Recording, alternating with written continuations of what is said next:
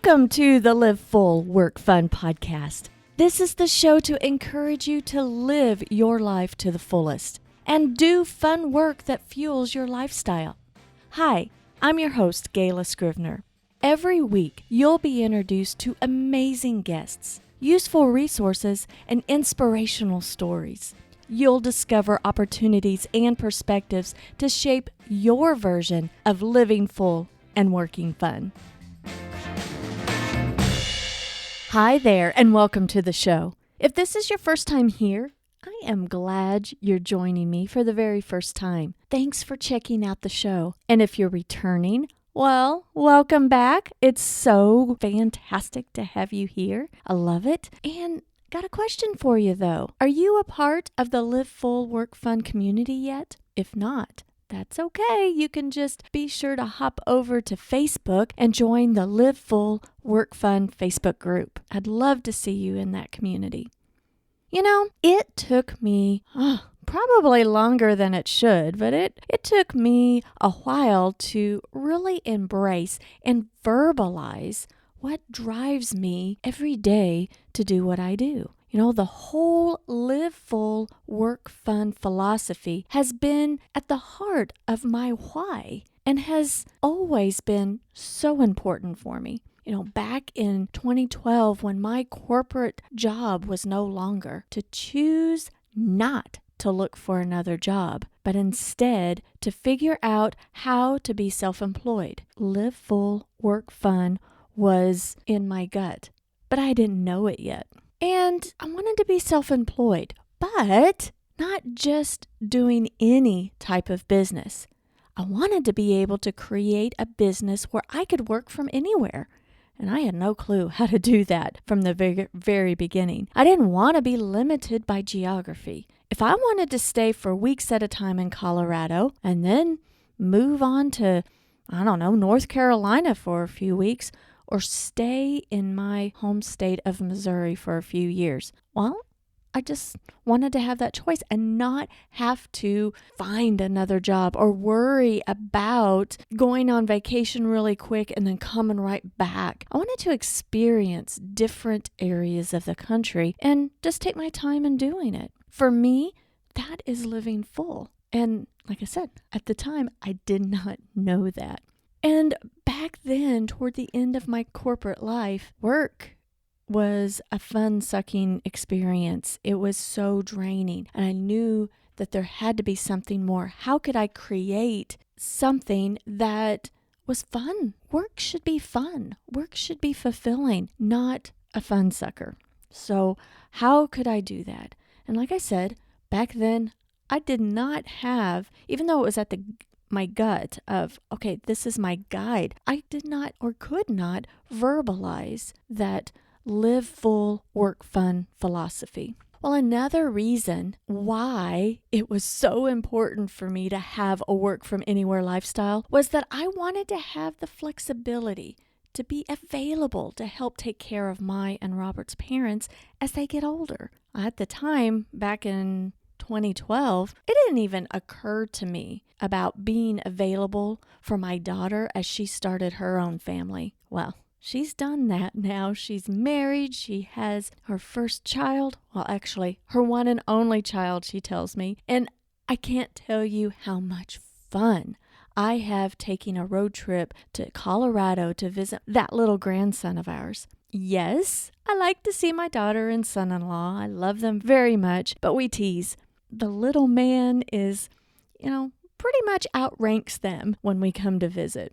Live Full, Work Fun sums up what I believed in all along. And it took quite a while for me to express it in that way. And I believe that only through being consistent with content production had I finally been able to flesh out my mission in life. By producing consistent content, I'm not only helping others in the community, I'm also on that journey right along with you to figure out what makes living full and working fun all about. Now, granted, this show, it slants heavily toward the idea of becoming an entrepreneur, primarily geared toward those of you who want or are currently running an online business.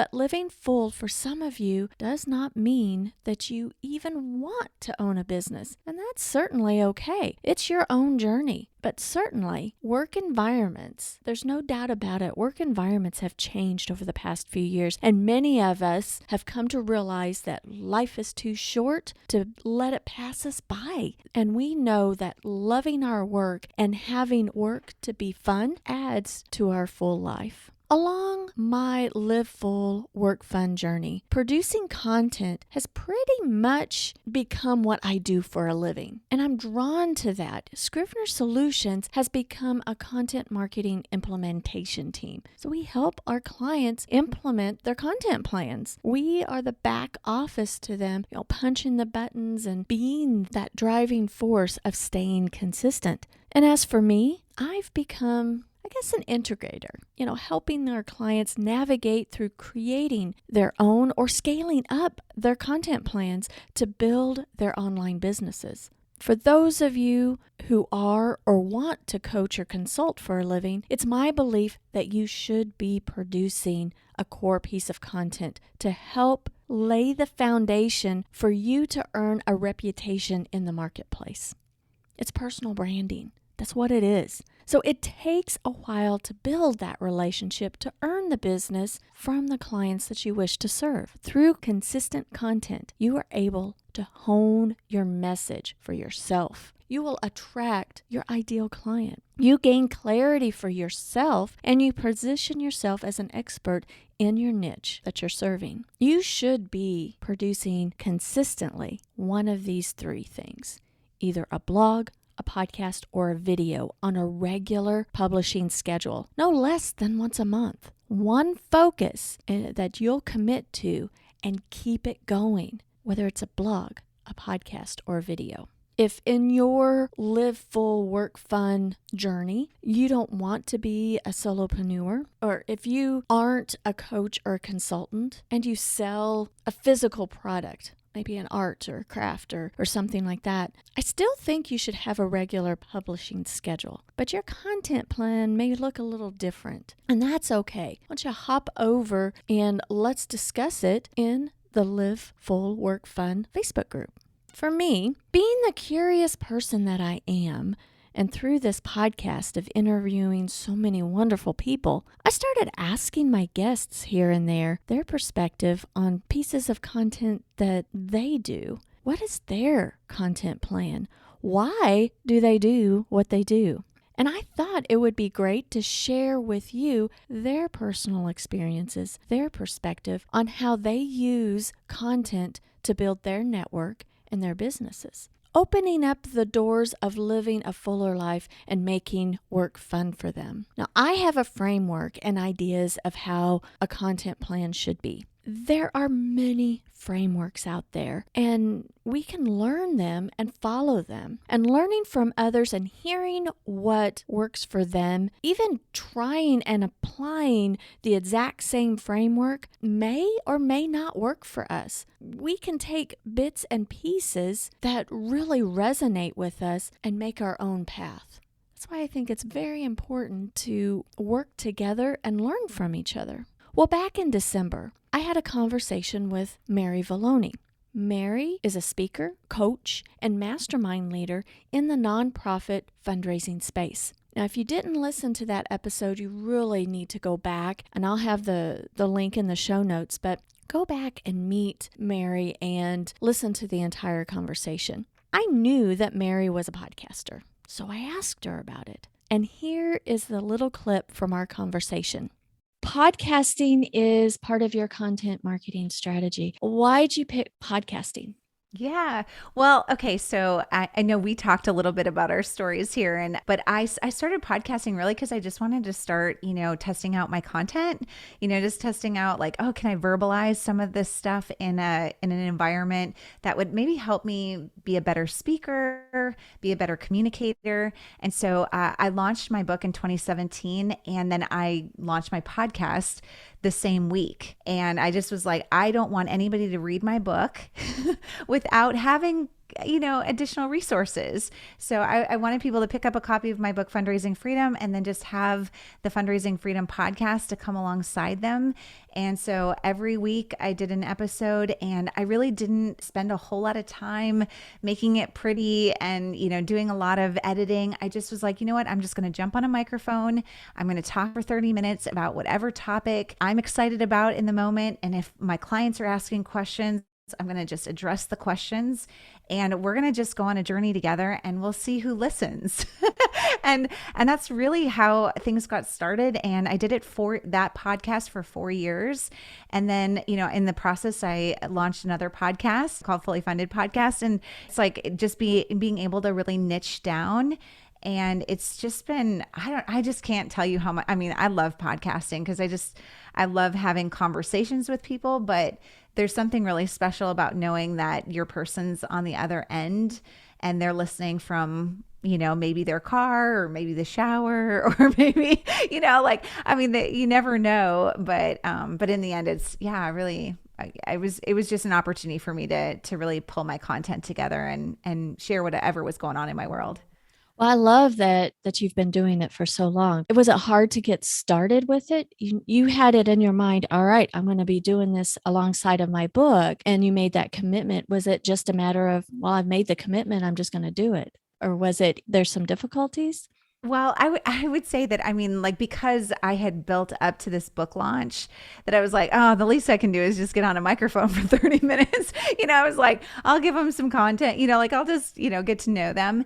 So the podcast was fairly easy for me to get started on because I just naturally enjoy having conversations. But I will say that the consistency of doing it, that was a habit that I had to create. So I set aside, you look at your calendar and I'm like, Sundays are really the only day that I don't really have anything that's bogging me down mentally. I don't have clients that are reaching out to me. And so I just set a date on the calendar. I was like, Sundays, sometime on that Sunday, I'm going to wake up, I'm going to work on my content, I'm going to decide what I'm going to talk about, I'm going to get in front of that microphone and I'm going to do it. And so by the end of the day on every Sunday, I'm going to have an episode recorded. And I just consistently did that. I did that with my email content as well, where I was like, okay, every Tuesday, I record my podcast on Monday and I release my podcast on Tuesday. And every Tuesday I'm sending out an email. And so I put it on the calendar and I just was like, hey, I'm going to do this. And it's just going to become a part of my normal routine. I'm not going to give it a whole lot of energy. I'm not going to stress over it. And I'm just going to do it. And it did. It just became a routine. And then, when I'm on vacation or when I'm not recording an episode, I'm like, it's Sunday. I need to be recording an episode. It's just so crazy how we are such creatures of habit.